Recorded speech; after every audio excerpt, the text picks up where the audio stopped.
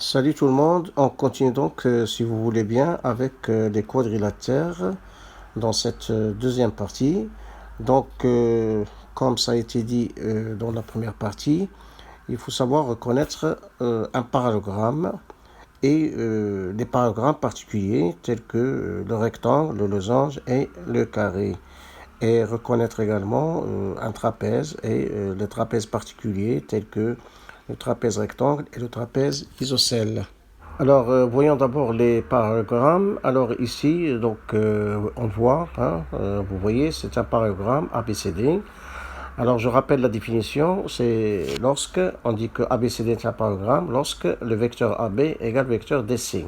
Alors attention, le vecteur DC, non pas CD, le vecteur DC. Voilà, le vecteur AB égale le vecteur DC.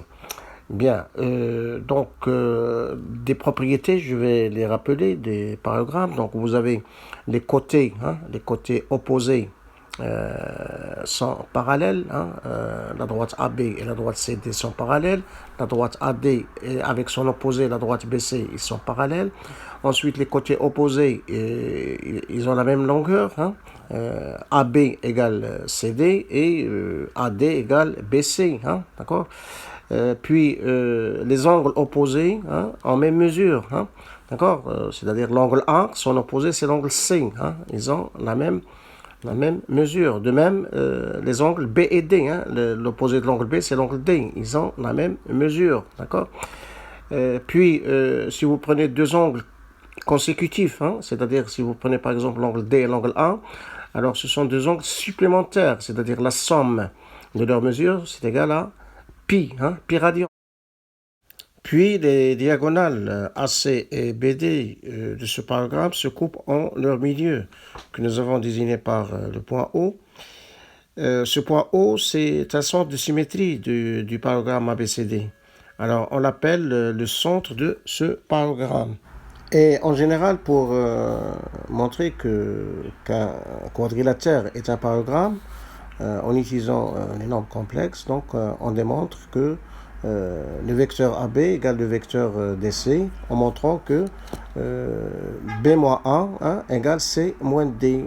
Je rappelle que petit a, petit b et petit c et petit d sont respectivement les affixes des points grand A, grand B, grand C et grand D. Alors, rappelons maintenant ce que c'est un rectangle. Alors, comme vous voyez ici dans la figure, ABCD, c'est un rectangle. Alors, pourquoi? Alors, par définition, je rappelle, c'est un parallélogramme qui a un angle droit. Donc, automatiquement, les trois autres angles seront aussi droits. Et en plus de ses propriétés en tant que parallélogramme, parce que c'est un parallélogramme, il a toutes les propriétés d'un parallélogramme. Il a d'autres propriétés qui sont propres à lui. Par exemple, ces diagonales ont la même longueur. Donc pour ce cas de figure, pour le rectangle ABCD qu'on voit ici, donc AC est égal à BD, d'accord? Puis un rectangle, il admet deux axes de symétrie. Par exemple, ici pour ce cas de figure, le premier axe, c'est la médiatrice commune des côtés AB et CD, et l'autre axe, c'est la médiatrice commune des côtés AD et BC. Et enfin, les sommets d'un rectangle, ils sont 4 points cocycliques, c'est-à-dire ils appartiennent à un même cercle. C'est le cercle de centre O, O étant le centre du rectangle. Bien, alors voyons maintenant comment montrer que ABCD est un rectangle. Alors il y a plusieurs méthodes. Par exemple, il suffit de montrer qu'il a trois angles droits. D'accord? Et ici, pas besoin de démontrer que c'est un parallélogramme. Et avec les complexes, on utilise souvent les deux méthodes suivantes. Alors, ou bien on montre que ABCD est un parallélogramme et il a un angle droit, c'est-à-dire la droite AB perpendiculaire à la droite AD. Tout à l'heure, nous avons vu comment on fait ça avec les complexes pour montrer que c'est un parallélogramme. Dans la première partie, nous avons vu comment montrer que la droite AB est perpendiculaire à la droite AD. Ou bien, on montre que le quadrilatère ABCD est un parallélogramme. Et puis, on montre que AC égale BD. On regarde à présent l'autre type de parallélogramme qui est le losange. Alors ici, vous voyez bien un losange. ABCD, c'est un losange. Car par définition, c'est un parallélogramme qui a deux côtés consécutifs de même longueur. Donc, puisque c'est un parallélogramme, donc ces quatre côtés auront la même longueur. En plus de ces propriétés en tant que parallélogramme, alors vont s'ajouter d'autres propriétés propres à lui. Alors, par exemple, les diagonales d'un losange sont perpendiculaires. Et ces diagonales sont des axes de symétrie. Hein, d'accord. Donc, un losange, il a deux axes de symétrie qui sont ses diagonales. Et puis, par exemple, pour ce cas de figure, hein, la diagonale AC, c'est une bisectrice hein, de chacun des angles A et C.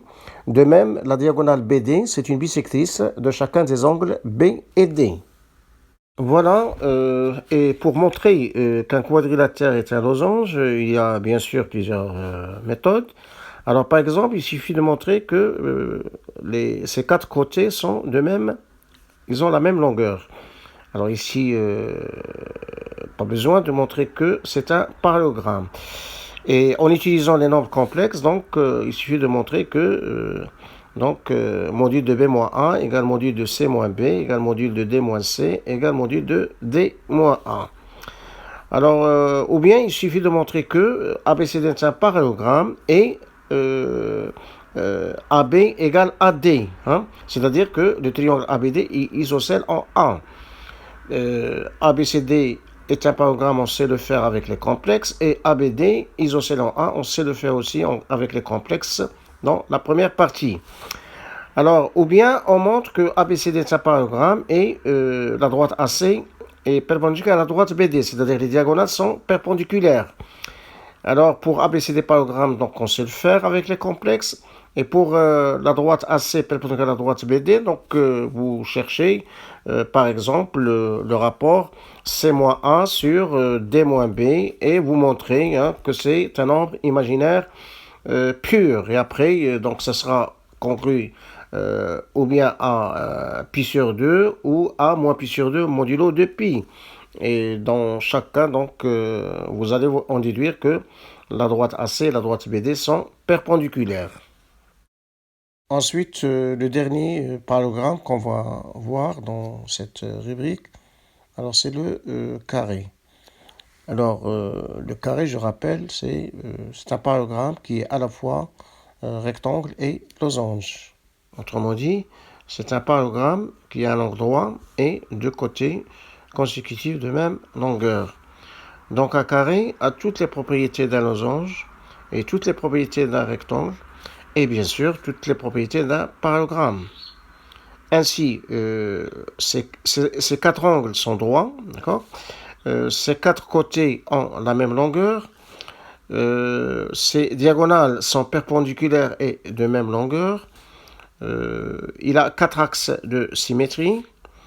Ces sommets sont cocycliques hein, sur le cercle de centre O, hein, O qui est le centre du carré, hein, le milieu commun des diagonales.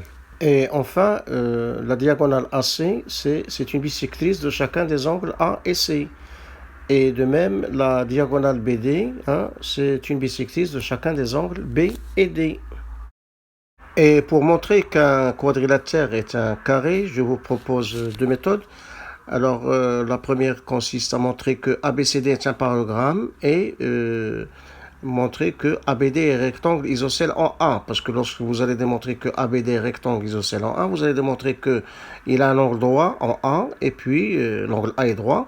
Et vous allez démontrer que les deux côtés consécutifs, AB et AD, ont la même longueur. Alors pour le parallélogramme, on sait le faire avec les complexes et pour rectangle isocèle, on l'a vu dans la première partie. Alors ensuite, la deuxième méthode consiste à montrer toujours que le quadrilatère ABCD est un parallélogramme. Ensuite, deux choses à démontrer, que AC égale BD et les diagonales sont perpendiculaires, AC et BD. Alors, pourquoi? Parce que la distance AC égale la distance BD, vous aurez un rectangle. Et avec les diagonales perpendiculaires, vous aurez un losange. Donc, au final, donc on aura un carré. Et pour démontrer ces deux dernières choses, c'est-à-dire AC égale BD et la droite AC perpendiculaire à la droite BD, il suffit de calculer le rapport D moins B sur C moins A. Et il faut trouver obligatoirement I ou moins I. D'accord? Alors, en passant par les modules, vous allez démontrer que AC égale BD, et en passant par les arguments, vous allez démontrer que la droite AC est perpendiculaire à la droite BD. Pour avoir un rectangle, et AC perpendiculaire à BD, la droite AC perpendiculaire à BD, c'est pour avoir un losange. Alors, on regarde maintenant les trapèzes. Alors, je rappelle un trapèze, comme vous le voyez sur la figure, le ABCD. Alors, un trapèze, c'est un quadrilatère qui a deux côtés opposés parallèles, et les deux autres côtés ne sont pas parallèles, c'est-à-dire ils sont sécants. Donc, automatiquement, les côtés qui sont parallèles n'auront pas la même longueur. Le côté qui a la plus petite longueur, on va l'appeler la petite base, et l'autre côté qui lui est opposé, s'appelle la grande base. Donc pour montrer qu'un quadrilatère ABCD est un trapèze de base AB et CD, comme le cas de quadrilatère que vous voyez, alors donc on doit montrer que la droite AB est parallèle à la droite CD, et la droite AD est séquente, c'est-à-dire non parallèle à la droite BC. Donc, si vous voulez utiliser les complexes, donc il suffit de montrer que B-A sur D-C appartient à R, d'accord?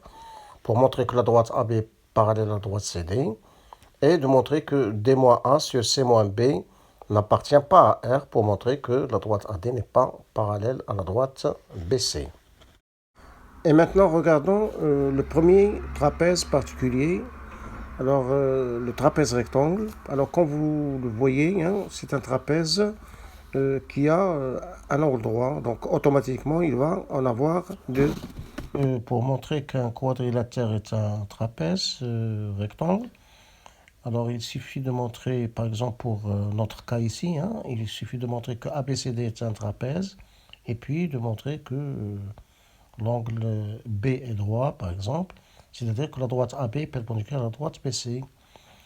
Donc, trapèze, nous avons vu tout à l'heure comment on peut le faire avec les complexes, et pour démontrer que la droite AB est perpendiculaire à la droite BC avec les complexes, on sait le faire aussi, donc pas de problème. Enfin, pour le dernier quadrilatère, qui est le deuxième type du trapèze, qu'on le voit maintenant devant nous, c'est le trapèze isocèle. Alors, je rappelle qu'un trapèze isocèle, c'est un trapèze dont les côtés opposés non parallèles en même longueur, c'est-à-dire, dans le cas de notre figure, si la distance AD égale la distance BC. Et le trapèze isocèle, il a des propriétés remarquables. Alors, les angles adjacents à une même base, ils ont la même mesure, c'est-à-dire dans notre cas, les angles A et B ont la même mesure, de même que les angles C et D. Et les angles opposés sont supplémentaires, c'est-à-dire, dans notre cas, la somme des mesures des angles A et B, c'est pi, pi radian, de même que la somme des mesures des angles B et D. Et les quatre sommets d'un trapèze isocèle sont cocycliques, c'est-à-dire ils appartiennent à un même cercle. Puis, le trapèze isocèle, il possède un axe de symétrie qui est la médiatrice commune de ces deux bases. Enfin, les diagonales d'un trapèze isocèle en même longueur et se coupent sur l'axe de symétrie, l'axe de symétrie du trapèze isocèle. Donc ici, dans cette figure, nous avons AC égale BD, parce que AC et BD, ce sont les diagonales de ce trapèze isocèle. Donc pour montrer qu'un quadrilatère est un trapèze isocèle, c'est de base AB et CD, alors il suffit de montrer que ABCD est un trapèze, et puis de montrer que AD égale BC. Alors, ABCD est un trapèze de base ABCD, on sait le faire avec les complexes. Et AD égale BC également, puisque ici, on utilise des modules. Hein, module de D-A égale module de C-B. Voilà, c'est tout pour cette deuxième partie de cette rubrique. Alors, merci de votre attention. Au revoir et à bientôt.